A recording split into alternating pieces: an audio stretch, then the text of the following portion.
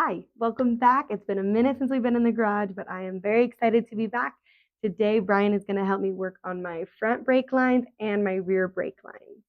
Yeah, I'm really excited for this one because it's the first thing that we actually make for this car. So far, it's been bolted on a bunch of pieces, but now we're actually getting into some of the fabrication side of things. But also, if you're watching this video to learn about brake systems, I'd recommend watching this video first. It's one of my most popular videos on here where I talk about the difference between master cylinders, brake line materials, fittings, etc. And then you can come back and watch this video and how to make your actual brake lines and tips and tricks along the way. So let's get into it. Now, before starting your brake line project, I highly recommend making yourself a little 12-inch test piece like so. Doing this is going to help you cut your line, prepare your line, use your flare tool, your bend tool, and kind of test some things and learn along the way before you start bending and cutting your real lines. Additionally, you're going to use your tool and try to bend as tight of a corner as you possibly can so that then you can use this as a reference as you're going through different suspension points, chassis, what have you, to see how tight of a corner you can actually get in places. This will make sense as we go through this video, but this here is key, trust me. Now, when it comes to brake lines, especially stainless steel brake lines, since it's such a harder material, that tool is critical. I would not recommend the kind of free rental ones from O'Reilly's, AutoZone, what have you. Make sure you spend a little bit of coin to get that. They'll pay you back dividends. Nothing's worse than cutting a line, bending it, coming over here to do an AN, and it's slipping on you. Make sure you got that really tight before you crimp that down. Really tight. And I have a quick tip for you. It's as much as my muscles can do.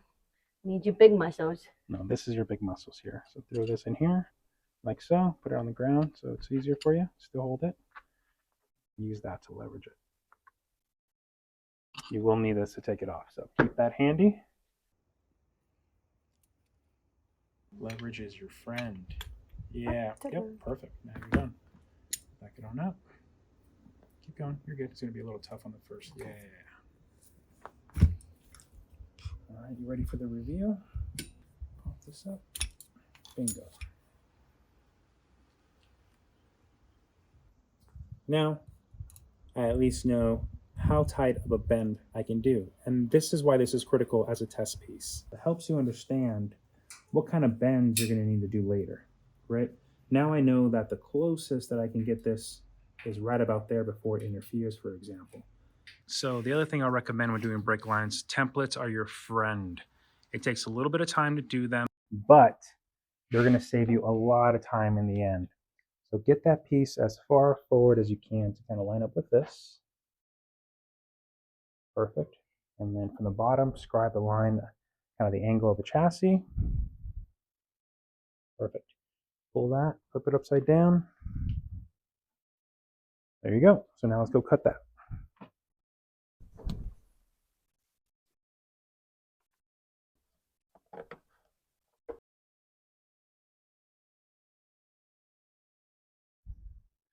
All right, so now those angles should be perfect.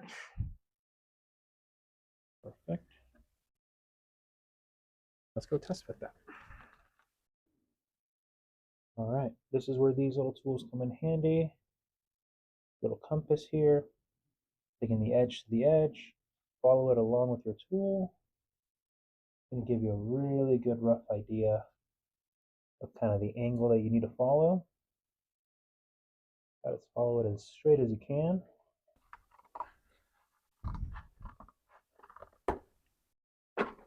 That's a pretty good template there. This is going to give us a better reference. Instead of cutting, bending, coming back, walking over, now I just got to stay in one spot over there and start making a brake line. You scruffy boy. All right, so as you can see, now that we're on the table, that's my minimum. However, I do need to leave some room in the line because it's going to have to kind of come back up across the front cross member. So the next step is just to measure everything to get an idea of how much room or how much line you're going to need. So it's roughly, let's just call it to the center, 11 inches, right about there. Another 11, that'd be 22. That's about 2 inches. And we're at 24. Other side be 26. So I would say let's add another 4 inches on top of that. So let's do a 30-inch piece. This piece here might be perfect for the front. Look at that. Spare piece is 30 and a half, almost like we planned it. And what I'm going to do is I'm actually going to start from the center. I'm going to mark this, and I'm going to start bending from here using my template, lifting it up, going down, and playing the puzzle. It's one of those things that's hard to visualize. It takes a little bit of practice, but especially if you like geometry or like being intricate, this is the job for you. As you can see, I cut this before in my old project, so time to kind of clean this up, deburr it before we start bending.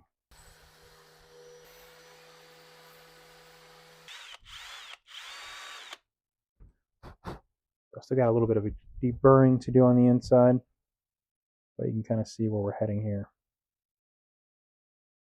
Right about there. That's my center mark. Just going to estimate here, that's about center here. So now that I line up the centers, of course, I'm not going to go right up against those U-bolts. I'm going to give myself at least about a 1/4 inch of space. And I know that I need to initiate my bend there and initiate my bend there. And my plan is to go from here at a nice little slight angle all the way to this corner here. That's my goal. Something like that. But we'll go ahead and start the bends. All right, I'm going to line up that mark. That's where my bend's going to start. And since this is the first bend, we're not too critical about what's facing up. But now, here's the beauty of this template. I can kind of just put that there, go from a bird's eye view, and start eyeballing this. I'm also keeping a reference as to where I'm at on this number. So now that you're going to do the second bend, this is where it's critical to keep the brake line flat and even, right? If this were tweaked out this way, then you're going to get all wonky. So, and that looks pretty good there. A lot of this is honestly just eyeballing. So I'm going to extend it, go between the 4 and the 5, kind of match that bend. You can see, I'll flip this back around so I can kind of get this a little bit closer, and I can start marking my next bends to kind of head up back to the chassis. It really helps if you make your marks all the way around, because there's times where you have to flip the bender 180 degrees and your mark disappears. Here's the other benefit of a template. Now I can flip this upside down, pretend like I'm working underneath the chassis, because my tool needs to be upside down, theoretically, in order for me to make this bend. And then commit to it just a little bit. Shouldn't bend from there. Now we can go back and follow the template. Let's say roughly.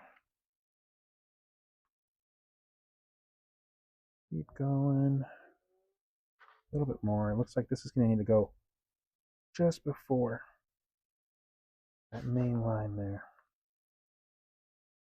Yep, that's good. So I'll flip it back around to show you. For now, see how we're kind of following this line here? That mark still lines up there. We'll head over the other direction. Good. Go back to my template. I know that I have to go kind of right before that main line. So that should be pretty good right there, actually. A little bit more. There we go. Template. Bada bing, bada boom. So here's kind of how we're looking. Honestly, this is quite a bit of a space here. It's not the end of the world, but I think it could be a little bit better. And here's the trick for that. I'm going to even these out a little bit. So it's going to bring this in and also reduce this angle here. So advice is your friend here. Just always try to get your bend right in the center point. You kind of just keep an eye on it. It doesn't take much. Kind of start smoothing this out. You can see it's going to want to bend here, but want to kind of give it a good break. There we go.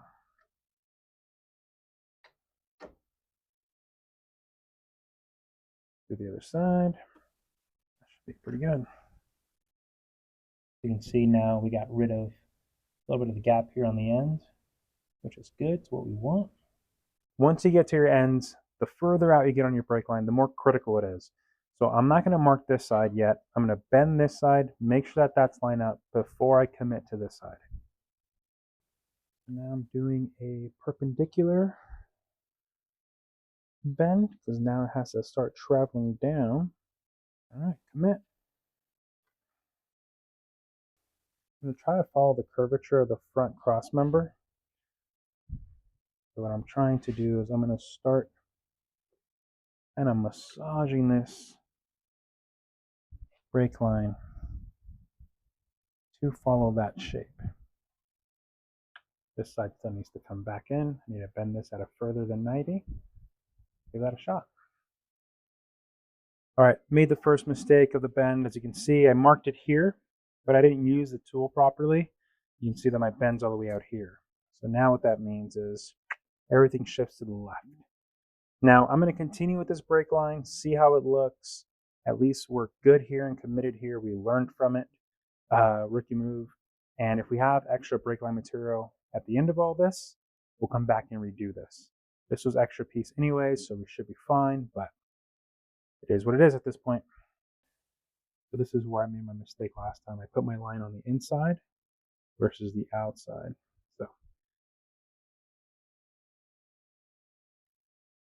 all right, so everything's clamped in place for now. Reason being is now, imagine where this is going to go and mark the height of it. So that's will be my next bend. So this is something you're going to learn as you go too, but I'll try to do my best to explain it. You can see the amount of distance that I have left here. Now, you don't want to cut it short enough here because you need at least half an inch of room. If not, the bend gets really weird. It starts crushing the edge, especially if you're using steel or copper nickel line. So just something to keep in mind. The next thing is once you complete this bend, the other thing you have to take into consideration is which tool you're using, because you still need to put in this sleeve. Of course, you're going to put the nut in, which the nut's big enough to slide all the way back. But the sleeve can only travel this far, and you need to make sure that your tool is shallow enough to give you more than enough room to do the crimp, or the flare that you need to do. If this was really short, not only would the tool be affected, by the time you put your sleeve in, you wouldn't be able to pull it in further enough to do the proper 37-degree flare. So just something to take into consideration. Again, what's crazy about brake lines, fuel lines, is the more bends, the more critical, and there's nothing worse than spending an hour or 2 hours on the line and then messing it up right at the very end. So you can see this is a lot more room. This is just what I need. So I'm going to cut this down to this length. We'll cut there. All right, so this is a 2-inch top cutoff saw.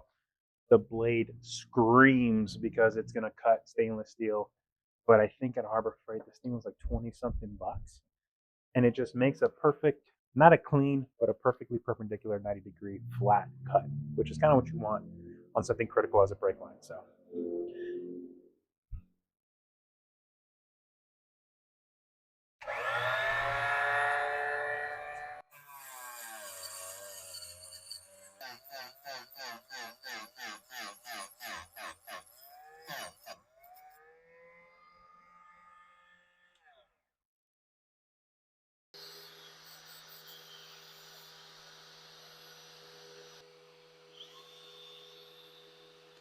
all right, all that's left is to flare these ends, and we can call the front one done.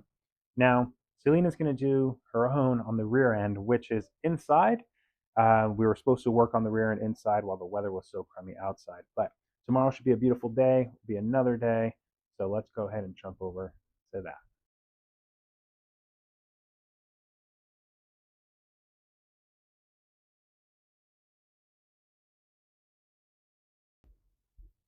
All right, next day. Now it's your turn. Yeah, my personal builder quit. No, it's just behind the camera now. All right. So just off camera, we went ahead and started scribing the template using the same technique, using the compass. So now we're just going to kind of double check these lines and start cutting this template out. All right, so this is going to be my center of the axle. This way I don't have to do the full thing, just be able to flip it. I'm kind of taking the average of both lines that I made here, and I'm going to be able to cut around this and test it a few times before we kind of commit. It's going to be kind of roughly like this.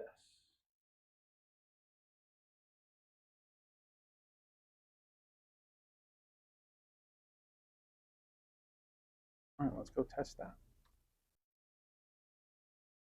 Good way of double checking. Yeah, so pretty good.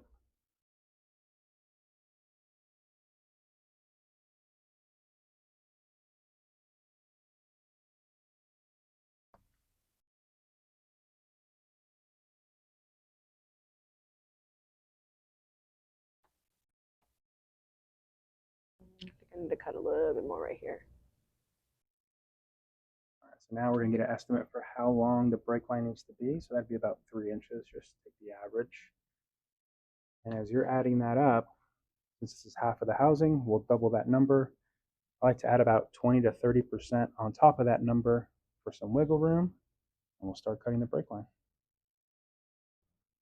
All right, so we took the measurement, it's about 27 inches, and you can tell that from the end of this, we're not going to need a whole lot more room or line there. So I'll take the 27 measurement. This is half of the housing. I'll multiply that by 2. That equals 54 inches, and I'll add another 10, 20% on top of that. So let's just call it another 10 inches. So we'll cut our next line at 64.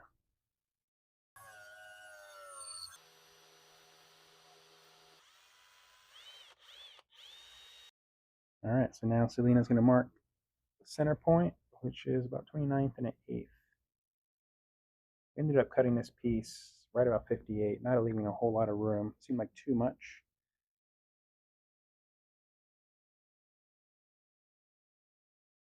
Sure that little indicator is right on the edge. Now it's going to have to move a little bit. There you go. Now the line will be more accurate. Like right there? It's perfect. So since this is the first bend, it doesn't really matter. Just be careful with, as you bend it, the line's going to move, so just make sure you're clear. All the way to 90. Initially tough, and then it gets easier. Perfect. All right, pull that off. I think I went too far. So it's all right. A little bit too far, but now what we can do is kind of just shift this over a little bit. Right around there. You know? Mm-hmm. And now we'll just mark your new center. All right, so now this is an inside bend. So now you go to the inside line. So it's going to go somewhere around there. This way it initiates the bend around that point. The next trick is, since this is now your second bend, it needs to be level. If not, it's going to make the brake line all crooked. So this handle needs to be level with this brake line. And right now they're opposite of each other. So there you go. Now you're getting a little bit closer. Line it up to that handle. Comfortable with it, then go ahead and start bending. I would just bend it a little bit and then check your template.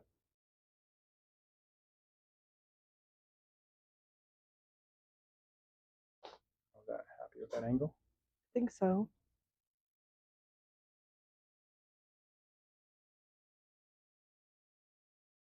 What's weird here is there's like a big weld here, so I think you're right. Pretty good. All right, commit to it. You know, I'm not very good with straights. Give it a little bit of a.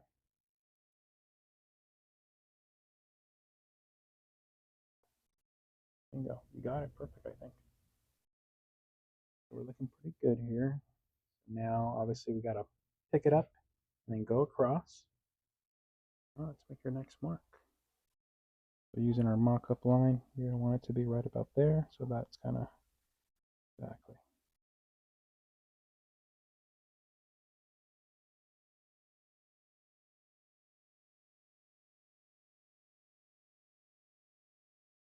to mark the outside of this line if you were to follow that straight up.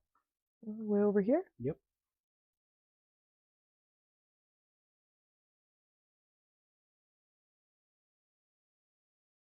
Try to peek on your other side too and kind of eyeball it, you know. How's it look? Let's see. Bendy. Move it up a little bit higher than you. Oh, you're perfect. Oh, thanks, babe. You're welcome. Would you look at that? It only took about, I don't know, 8, 10 bends to nail it. Next.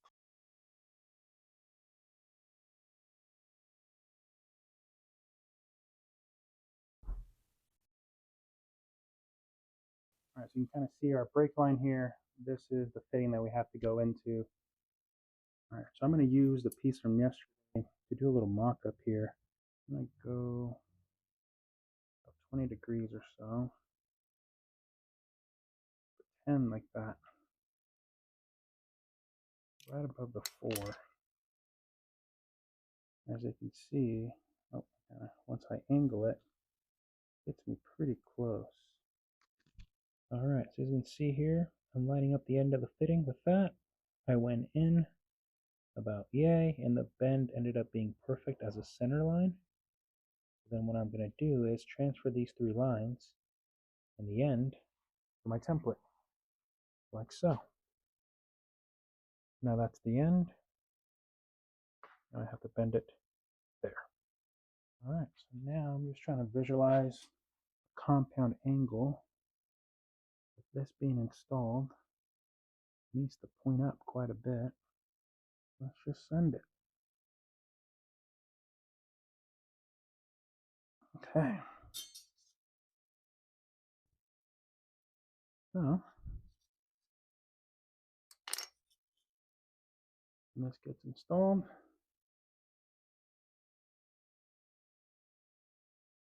looks like that's going to work out pretty good. Now, the key here is there needs to be a T on this side, which is perfect because we're going to install a T right about here. Now I can just cut this off. All right, so I have the sleeve here installed. Remember how I mentioned yesterday, you have to make sure to leave enough room for the tool to actually do the appropriate flare. I'm going to give myself a little bit of wiggle room here and go up a little bit. Let's say right about there. And this is going to get me right in line with the chassis. So now if you could imagine the rear end being installed, this T goes on the axle housing, which is going to be right around here. And from here, this fitting go to a rubber hose there that lets this float up and down. So placement's pretty good here. Shouldn't interfere with anything. It also is going to get further away from the exhaust that will be here in the future, but not so close where it's going to potentially hit the chassis. So, all right, so it's pretty much right where that originally we aimed for that line. Yeah, perfect. Yeah, that's pretty good. That worked out.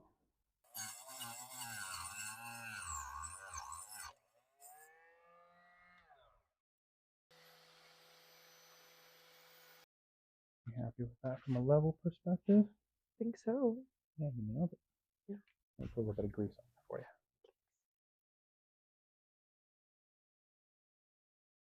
A little dab will do ya. What are you feeling? Excited. Weak. Goose is feeling lazy. Oh, Papa. I did that? You did that. Wow. Look at me go. All right, moment of truth.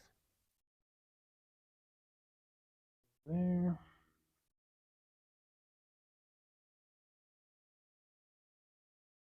Something like that.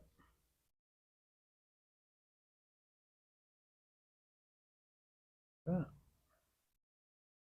That's right where you line that up. Yep, that's correct. And the sleeve.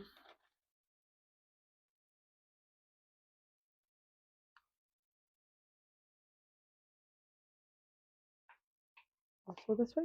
Nope, other way. This way. Perfect. Yep, now you're good. Now you can let go of the nut if you want. It's going to back up against the other one. One of those old school doctor toys. I was going to say. Now you can Start creating your flare.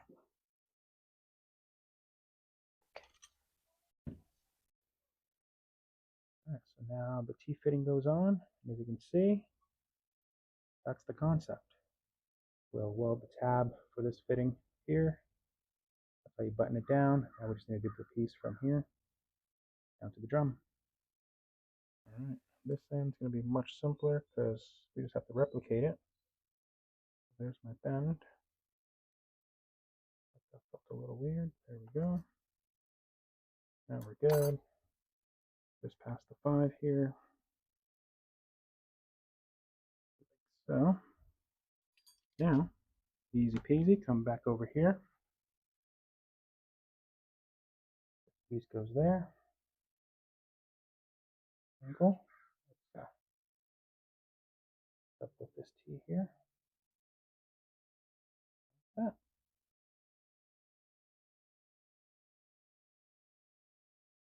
Funny faces. Something like so.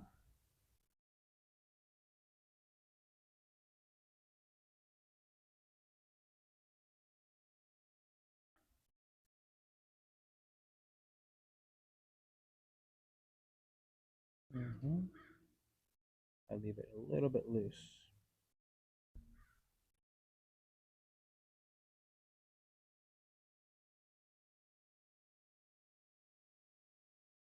Yeah. All right, there we go. Ta-da! Not too shabby. A little bit of mounts here. We'll kind of bring this in nice and close. Like that. Bam. I haven't heard bam in a while.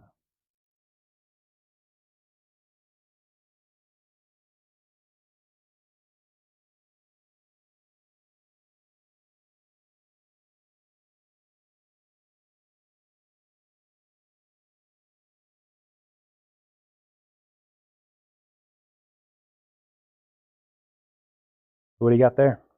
My front brake line. That's right. What was your favorite part and your not so favorite part? My favorite part was making the template. My not so favorite part was how much muscle it took me to try to go with the tool. That's right. That's only because it's stainless steel line. If it were copper nickel or steel line, it'd be much simpler. But if you want to learn a little bit about the materials, the fittings, master cylinders for your project, be sure to check out the other video that I have. It's pretty popular, if I do say so myself. Outside of that, front, rear are done. The part 2 of this is going to be the master cylinder, doing our residual valves, etc., and finishing up the brake system before we mount that motor. Nice transmission, driveline. Start working on exhaust next. See you in the next one.